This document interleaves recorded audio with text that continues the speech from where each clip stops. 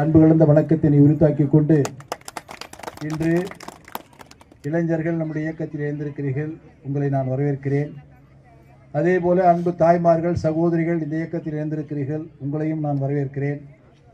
ஏனென்று சொன்னால் உங்கள் ஆசியோடு, தமிழகத்தில் இருக்கின்ற தாய்மார்கள் சகோதரர்கள் ஆசியோடு தான் புரட்சித் தலைவர் எம்ஜிஆர் அவர்களும் புரட்சித் தலைவர் அம்மா அவர்களும் போட்டிருக்கும் எடப்பாடி அவர்களும் தமிழகத்தை 31 ஆண்டு காலம் ஆட்சி செய்திருக்கிறார்கள்.